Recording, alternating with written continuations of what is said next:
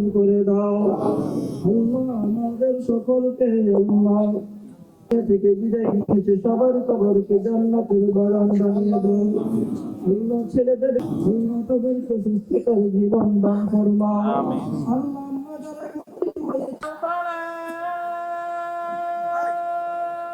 ঠিক আছে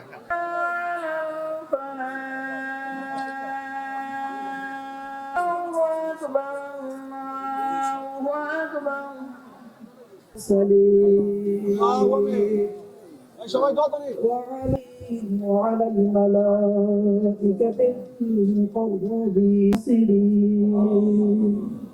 رب ارحمهما إذا قضت رضاك إيمان ستدبي الله سبحان ربك رب العزة عما يصفون والله أمرك تقاي كنغار بندا الله তোমার মেহের যেই শুরু থেকে তোলা শুরু করছে মঞ্জুর ফরমা আল্লাহ বিশেষ করে বেগম দিয়া কয়েকদিন আগে মৃত্যুবরণ করে নিয়ে দাও।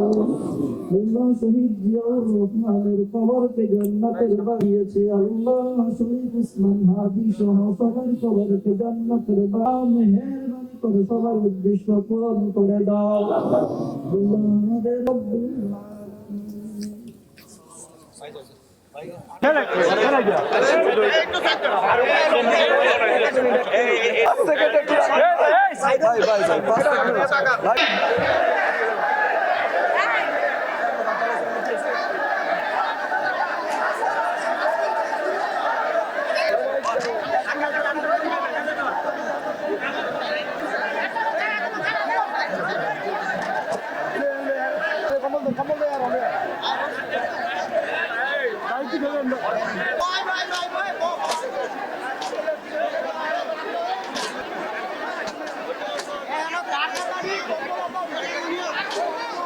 আমাদের নেত্রী বেগম খালেদা জিয়া যেভাবে করে সংগ্রাম করেছে, যেভাবে করে আন্দোলন করেছে এই দেশের গণতন্ত্রের জন্য, এই দেশের নাগরিকের জন্য, এই দেশের মা ও বোনদের জন্য। কারণ এই দেশ বহু আগে বিভিন্ন দেশ এই দেশকে মানে নিয়ে যাওয়ার জন্য চেষ্টা করেছে। এই দেশের গণতন্ত্রের জন্য আমাদের দেশ নেত্রী বেগম খালেদা জিয়া সব সময় এই দেশের সবচেয়ে বড় লাঠিয়াল হিসাবে ছিল। এই দেশের লাঠিয়াল হিসাবে থেকে ওনার চিকিৎসার জন্য উনি বাইরে যায় নাই। উনি বলেছে ওনার এই দেশের জন্ম, এই দেশে ওনার মৃত্যু হবে। যে এত কিছু এই দেশের নাগরিকের জন্য করে, তার জন্য আল্লাহ তাআলাও এরকম একটা জিনিস করে, অনেক সময় ভালো কিছু করে। আপনারা দেখেন আজকে ওনার জানাজায় বাংলাদেশের ইতিহাসের সর্ববৃহৎ জানাজা হয়েছে। আমরা জানি না এই রেকর্ড আর কেউ ভাঙতে পারবে নাকি পারবে না। অনেক কষ্ট করে এই গণতন্ত্র ফেরত নিয়ে আসা হয়েছে। এই গণতন্ত্র ফেরতের জন্য আজকে একটি ইলেকশনের ডেট দেওয়া হয়েছে। ইলেকশনের ডেটটা কবে বলেন তো? আমি শুনি নাই, জোরে বলেন। 12 তারিখে। আমি আপনাদের ঘরের সন্তান হিসাবে একটি কথা বলি, শুধু আপনারা আপনাদের ভোট শুধু দিবেন না, আপনারা আপনাদের আত্মীয় স্বজন, পাড়া প্রতিবেশী যারা আছে সকলকে নিয়ে গিয়ে আপনারা ভোট কেন্দ্রে যাবেন।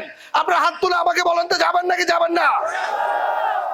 ইনশাল্লাহ আপনারা আপনাদের ভোট দিবেন, যার ভোটের মাধ্যমে আপনাদের স্বপ্নের রূপগঞ্জ হবে, যার ভোটের মাধ্যমে আপনারা আপনাদের সন্তানকে ভালো স্কুলে বানাতে পারবেন, যার মাধ্যমে আপনাদের রাস্তাঘাট ঠিক হবে, যার মাধ্যমে আপনাদের অবৈধ যে গ্যাসের লাইন বলে আমার মা বোনদের যে কষ্টটা দিচ্ছে, এই গ্যাস লাইনকে বৈধতা দেওয়ার জন্য চেষ্টা করবে।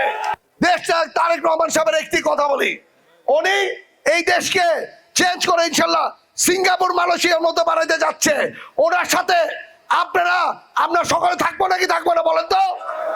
ওনার সাথে থেকে এই দেশ গড়ার জন্য আমরা চেষ্টা করব, যাতে এমন একটি দেশ হয় যেই দেশের জন্য আমরা গর্বে বাস করব, আমরা বুক ফুলে অন্য দেশের সাথে টক্কর দিয়ে ইনশাল্লাহ চলবো।